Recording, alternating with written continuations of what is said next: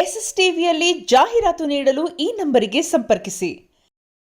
ನನ್ನ ಗಂಡ ವೇಣುಜಿ WhatsApp number ಮತ್ತು ಹಳೆ ನಂಬರು ಎರಡೂ ನಂಬರ್ ಕಾಲ್ ಲಿಸ್ಟು ಕಾಲ್ ರೆಕಾರ್ಡ್ಸು ಮತ್ತು ನಮ್ಮತ್ತೆ ಹಳೆ ನಂಬರು ಮತ್ತು ನಮ್ಮ ಮಾವ ನನ್ನ ಮೈದುನ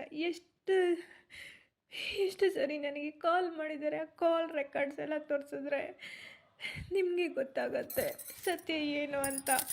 ನಮ್ಮತ್ತೆ ನಮ್ಮ ಮಾವ ನನ್ನ ಮೈದುನ ನನ್ನ ಗಂಡ ನನಗೆ ಬ್ಲ್ಯಾಕ್ ಮೇಲ್ ಮಾಡಿರೋದು. ನಮ್ಮ ಅತ್ತೆ ನಾನು ಸತ್ತೋಗ್ತೇನೆ, ನೀನು ಮದುವೆ ಆಗಲೇಬೇಕು ಅಂತ ಬ್ಲ್ಯಾಕ್ ಮೇಲ್ ಮಾಡಿರೋದೆಲ್ಲ ರೆಕಾರ್ಡ್ ಇತ್ತು. ಅದನ್ನು ನನಗೆ ಹುಷಾರಿಲ್ದಿದ್ದಾಗ ಮೆಂಟಲಿ ಟಾರ್ಚರ್ ಕೊಟ್ಟು ಚಿಡಿದಾಗ ಆವಾಗ ನನ್ನ ಗಂಡ ಮನೆಯವರೇ ನನ್ನ ಫೋನನ್ನು ಫ್ಲ್ಯಾಶ್ ಮಾಡಿಸಾಕೋದ್ರು. ಅಲ್ಲಿರುವಂಥ ಸಾಕ್ಷಿನೆಲ್ಲ ನಾಶ ಮಾಡಿಬಿಟ್ಟಿದ್ರು.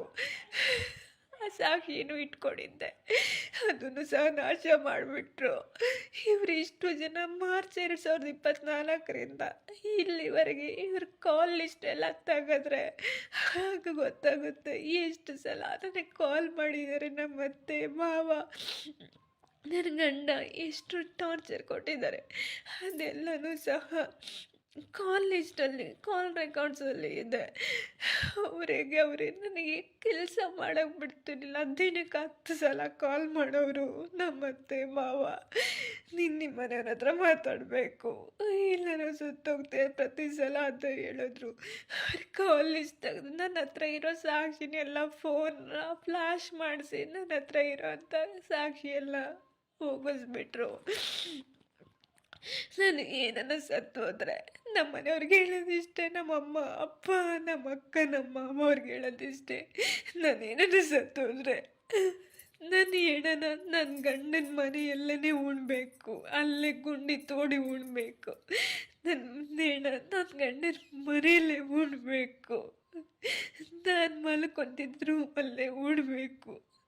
ನನ್ನ ಸಾವು ನನ್ನ ಗಂಡನ ತೊಡೆ ಮೇಲೆ ಹೋಗಬೇಕು ಅಂತ ಆಸೆ ಇತ್ತು. ಆದರೆ ಆಸೆನೂ ಇರಲಿಲ್ಲ. ಅವರೇ ನನ್ನ ಸಾಯಿಸೋಕೆ ಪ್ಲ್ಯಾನ್ ಮಾಡಿದರು. ಈಗ ಅವರೇ ಹೇಳಿದ್ರು, ನೀನೇ ಸತ್ತೋಗ್ತಾ ಇದ್ದೀನಿ, ಇಲ್ಲಾಂದರೆ ನಮ್ಮ ಮೇಲೆ ಬರುತ್ತೆ, ನೀನೇ ಸತ್ತೋಗ್ತಾ ಇದ್ದೀನಿ ಅಂತ ಹೇಳಬೇಕು ಅಂತ ಹೇಳಿದ್ರು.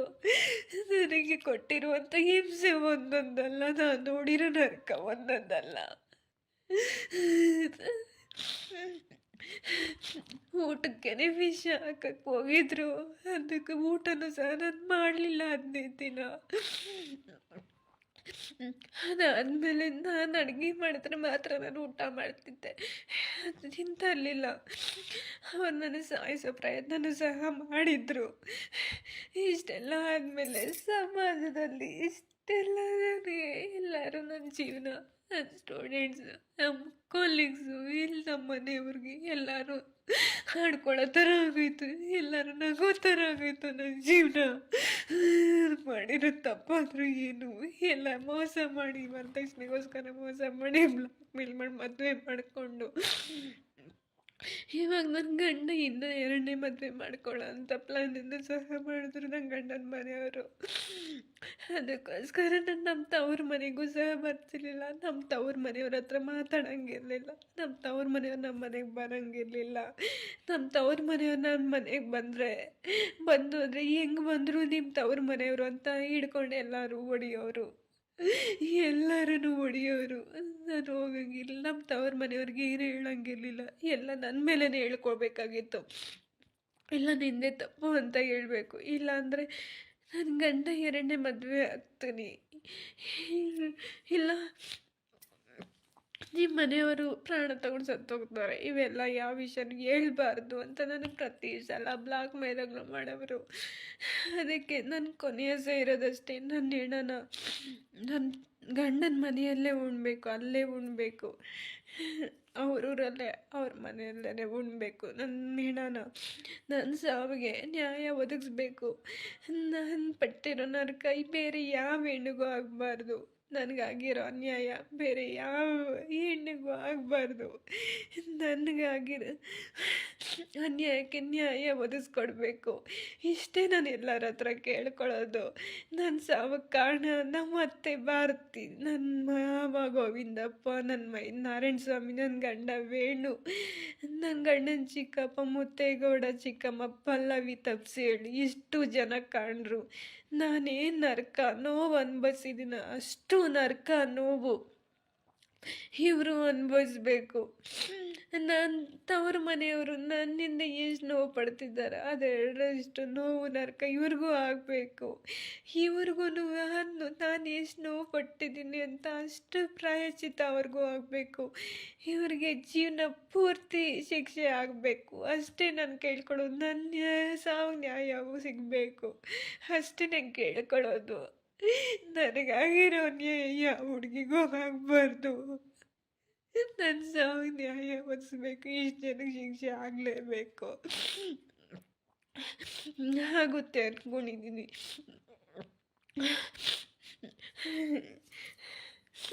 ನಾನು ಯಾವುದೇ ರೀತಿಯಿಂದ ತಪ್ಪು ಮಾಡಿ ಅಂತೂ ನಾನು ಸಾಯ್ತಿಲ್ಲ. ನನಗಾಗಿರೋ ಅನ್ಯಾಯ ಬೇರೆ ಹುಡುಗಿಗೆ ಆಗಬಾರ್ದು, ಬೇರೆ ಹುಡುಗಿಗೆ ಮೋಸ ಆಗಬಾರ್ದು. ನನ್ನ ಸಾವಿಗೂ ನ್ಯಾಯ ಒದಗಿಸ್ಬೇಕು. ನನಗಾಗೋ ಅನ್ಯಾಯ ಬೇರೆ ಹುಡುಗಿಗೂ ಆಗಬಾರ್ದು ಅಷ್ಟೇ ನಾನು ಎಲ್ಲರ ಹತ್ರ ಕೇಳ್ಕೊಳ್ಳೋದು. ನನ್ನ ಸಾವಿಗೆ ನ್ಯಾಯ ಒದಗಿಸಿ ಸಮಾಜದಲ್ಲಿ ನನ್ನ ಮೇಲೆ ಬಂದಿರೋಂಥ ಕಳಂಕ ಹೋಗಿಸಿ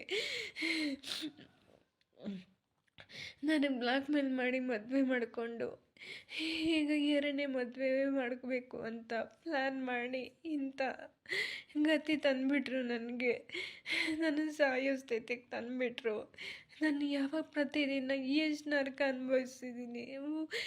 ಮದುವೆ ಆದಾಗಿಂದ ನಾನು ಈ ಮದುವೆ ಅಂತ ಬಂದಾಗಿಂದ ನನ್ನ ನೆಮ್ಮದಿನೇ ಇಲ್ದಂಗಾಯಿತು. ಪ್ರತಿದಿನ ಕಣ್ಣೀರಲ್ಲಿ ಕೈ ತೊಳೆಯಂಗಾಯಿತು. ನನಗೆ ಹೊಟ್ಟೆ ತುಂಬ ಊಟ ಮಾಡಿ ಯಾವುದೇ ಕಾಲದಿಂದ ನನಗೆ ಊಟದ್ದಿದ್ದಿಲ್ಲ. ನಾನು ನನ್ನ ಗಂಡ ಇಂದಾಗ ಎಕ್ಸ್ಪೆಕ್ಟ್ ಮಾಡಿದ್ದಿಷ್ಟೇ, ಅವ್ರು ಕೊಡೋಂಥ ಟೈಮ್, ಅವ್ರು ಕೊಡೋಂಥ ಪ್ರೀತಿ ಇಷ್ಟೇ ನಾನು ಎಕ್ಸ್ಪೆಕ್ಟ್ ಮಾಡಿದ್ದೆ. ಅದು ಸಹ ಅವ್ರಿಗೆ ಕೊಡೋಕ್ಕಾಗಲಿಲ್ಲ. ಅವ್ರ ಮನೆಯಲ್ಲಿ ಕೆಲಸದವಳ ಥರನೇ ಇದ್ದೆ, ಅವ್ರು ಹೇಳ್ದಂಗೆ ಇದ್ದೆ. ಆದರೂ ಸಹ ಅವ್ರು ನನ್ನ ಮೇಲೆ ಕರುಣೆ ಅನ್ನೋದೇ ಬಂದಿಲ್ಲ ಯಾರಿಗೂ.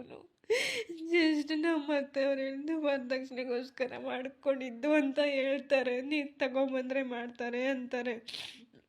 ಇಷ್ಟೆಲ್ಲ ಇದು ಮಾಡಿ ನಾನು ಯಾವ ಮುಖ ಇಟ್ಕೊಂಡು ನಮ್ಮ ಮನೆಯವ್ರಿಗೆ ಸೈಟ್ ಬೇಕು, ಸೈಟ್ ಕೊಡಿಸು ಅಂತ ಕೇಳಿ ಇಷ್ಟೆಲ್ಲ ನಮ್ಮ ಮನೆಯವ್ರು ಖರ್ಚು ಮಾಡಿ ಮದುವೆ ಮಾಡಿ ಈಗ ಸೈಟು ಅಂತಾರೆ. ಏನು ಮಾಡಲಿ, ಸೈಟ್ ಕೊಟ್ಟಿಲ್ಲ ಅಂದರೆ ನಿನ್ನ ಗಂಡಗೆ ಮದುವೆ ಮಾಡ್ತೀವಿ ಅಂತಾರೆ. ನನ್ನ ಗಂಡ ಎರಡನೇ ಮದುವೆ ಆಗ್ತೀನಿ ಅಂತಾನೆ. ಇಲ್ಲ ನನ್ನ ಪಕ್ಕ ಮಲ್ಕೋ ಅಲ್ಲ ಅವನ ಪಕ್ಕ ಮಲ್ಕೋ ಅಂತಾರೆ. ಮಗು ಯಾರಿಂದಾದರೆ ಏನು ಅಂತಾರೆ. ನಾನು ಏನು ಮಾಡಲಿ ದೇವರೇ, ನನಗೆ ಎಷ್ಟು ಹುಚ್ಚಿ ಥರ ಮಾಡಿಬಿಟ್ರು ದೇವರೇ. ನನ್ನ ಸಾವಿಗೆ ದಯವಿಟ್ಟು ಎಲ್ಲರೂ ನ್ಯಾಯ ಒದಗಿಸಿ ಅಷ್ಟೇ ನಾನು ಕೇಳ್ಕೊಡೋದು. ನನಗಾಗಿರೋನೇ ಬೇರೆ ಯಾವ ಹುಡುಗಿಗೂ ಆಗಬಾರ್ದು. ಇಷ್ಟು ಜನಕ್ಕೆ ಶಿಕ್ಷೆ ಆಗಲೇಬೇಕು. ನನ್ನ ಹೆಣನ ನನ್ನ ಗಂಡನ ಮನೆಯಲ್ಲಿ ಉಣ್ಬೇಕು. ಇಷ್ಟೇ ನನ್ನ ಕೊನೆ ಆಸೆ ಇರೋದು. SS ಟಿವಿ ಸಿನಿಮಾ ಜಗತ್ತಿನ ಕ್ಷಣ ಕ್ಷಣದ ಸುದ್ದಿಯೊಂದಿಗೆ.